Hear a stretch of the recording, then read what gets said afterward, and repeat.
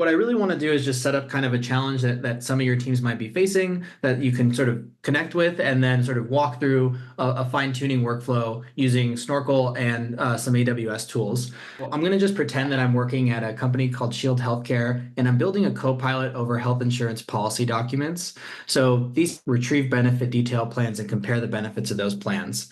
So I have a small application here that's going to sort of act as like the ground state. And what I'll do is I'll show you, some questions, and then we'll kind of just evaluate, if I ask it a question like compare the medical deductible between two plans, I'm going to get a response. But if I'm not an expert, I'm not going to know exactly, what the accuracy of the numbers in that response are.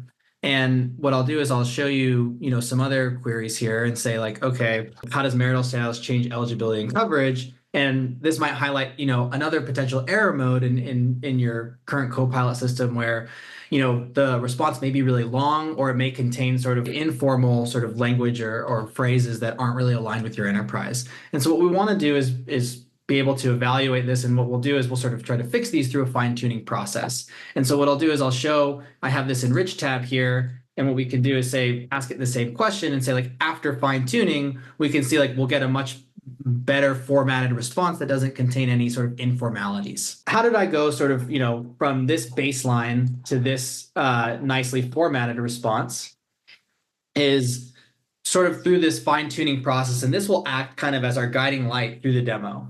So we'll see here, I have a baseline llama model, and I'm going to develop a data set on Snorkel Flow that takes questions and responses from our current baseline model and then identifies which are good responses and which aren't good responses for that kind of like formality metric. And then we'll fine tune our model on that. And then we'll ask it the same questions again and evaluate those new responses. So the question that, I kind of want to pose here is like, how do we actually develop this data set to get these reliable labels for acceptable responses? The workflow today is we'll ingest, a set of QA pairs onto Snorkel Flow. And then we'll develop that quality model on Snorkel Flow that labels these QA pairs as accept or reject. We'll fine tune our baseline model with this labeled data set, and then we'll evaluate our fine-tuned model. Going through this process at a high level, I would take, the QA pairs from my current state. And what I'll do is I'll just show a really quick ingestion of some subset of that data using AWS. So, I start here in my like S3 bucket, and all I'm going to do is just take my like Snorkel public data set that I have here around my healthcare iteration data set, and I'll come over to the Snorkel platform. This is where I would upload data sets. Just going to quickly click the upload data set button and give it a name. And then you'll see I have cloud storage capability here, and it just asks for my S3 file path. So we've set up that in the background with all the sort of credentials you might need for your AWS system. And then I can just select a training set here, and it's going to verify this, sort of pull it in from that S3 URI. It's going to actually look at that data set, give me some feedback on it.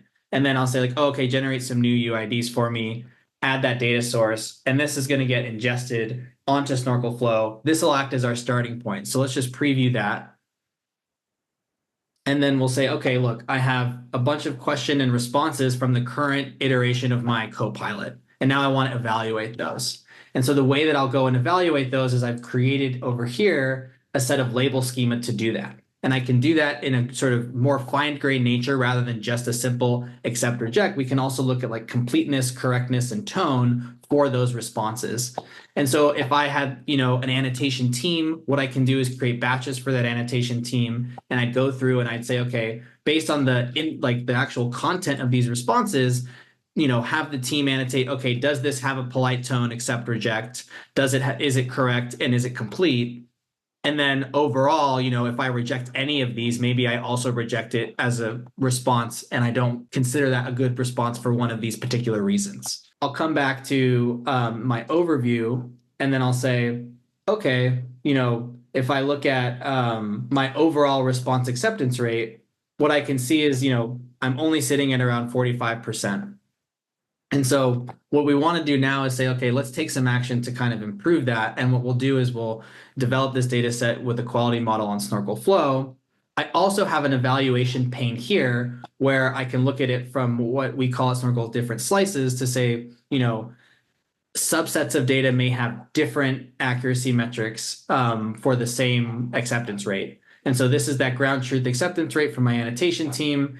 And then what I can see is, they're all hovering around 45%. Okay, how do I take action to actually improve that? That's this quality model development process. What I'm going to do is I've imported this set of 3,000 question response pairs.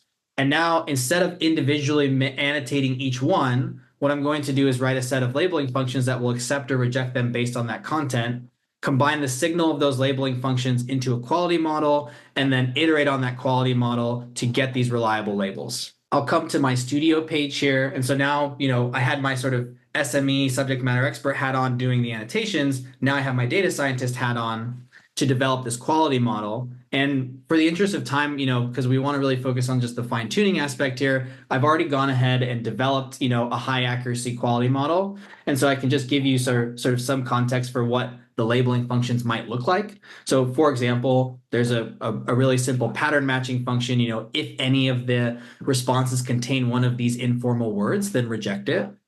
I also have the ability to include some prompting here. For example, I've just set up a prompt to query ChatGPT, GPT-4 to say does the response contain informal words? As an example, we could also use a SageMaker model to do this. And then we also have embeddings where you take your sort of embedding space, do some clustering, and then identify, from those clusters what good labeling functions might be. And then what I want to show here is, I can iterate sort of toward a production quality model. And then this model is just a simple classification model. And it creates, from there, we have these training sets that have the labels. And so what I want to do now is take one of these training sets and do my fine-tuning process on this training set that I've got from my quality model. We're now going to come back to this sort of fine-tuning area and say, okay, I have my quality model. It acts as my expert labeler. This is going to come and label my training set. And so what I'll do now is kick off a fine-tuning job where we started with this baseline Llama model, and we're going to now do create a fine-tuning model. So I'll come over to a notebook here, and you'll see I have this notebook tab. This is all still in the Snorkel Flow platform. So we have the ability to write all these queries right in our Python notebook. I've already set up kind of all of my credentials in the background here. And so what we'll see is I have this get quality data set. And so this is just going to get my training set from here. So I have model 4. I also have training set 4. This is going to get that training set. And then I just have a threshold to say, get all the responses that were accepted. That will create my fine-tuning data set. So I run that, and then it says okay, it found 554 responses for that fine-tuning data set. And then I'll come over here, and now I can actually use my initial baseline model here and then kick off a fine-tuning job with it. And so you'll see I've already done that, and it takes a few minutes. So I might just kick off that job and just sort of show what it would look like, and then we'll sort of just kind of baking show style see what the impact was. So I just kick off this fine-tuning job. If I come over to my training jobs here, what I can do is refresh and then see, okay, yeah, so we actually have one in progress that I just kicked off, and I was doing some earlier. So you can see that we've kicked off this fine-tuning job, and probably in about 12 minutes, it will be done. And then I can now access that fine-tuned model. Now that I have that fine-tuned model, I'm going to give it the same set of questions that I gave the baseline model, and then have it generate a new set of responses. Now I can evaluate those new set of responses. We've done our sort of quality data set, kicked off our fine-tuning job. Now we'll come back to our evaluation pane. We'll assume that we've done the fine-tuning. We'll assume that we've generated the new responses. And now typically what we have to do is say okay, we have those new responses. We may have to ask our annotation team to go ahead and look and evaluate what those new responses are. However, we now have the quality model. So this gives us essentially a free evaluation. We can come to our evaluation pane, and I can say, okay, let's compare the two models.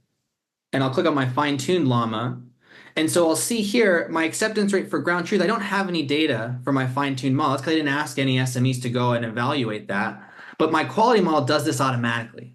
And so it essentially makes a prediction for what the accept reject criteria are. And we can see that those new responses are much more aligned. I can also view this just on a small plot here, and we can view that as a slice metric and say like, okay, that, how successful was our fine tuning process? Well, in just that one stage, we were able to go from, this 48% acceptance rate to just over 90% acceptance rate. Additionally, if I want to gut check that, I can come back to my app here, and I already kind of did that initially where I looked at this enriched model. This is that fine-tuned model, and we see, the response has bullet points. It doesn't use any informal language, and it's much better than my initial response where it's using that informal language and is kind of a long drawn-out response. Hopefully this gives you some idea, about like how you might run this process using Snorkel and AWS together.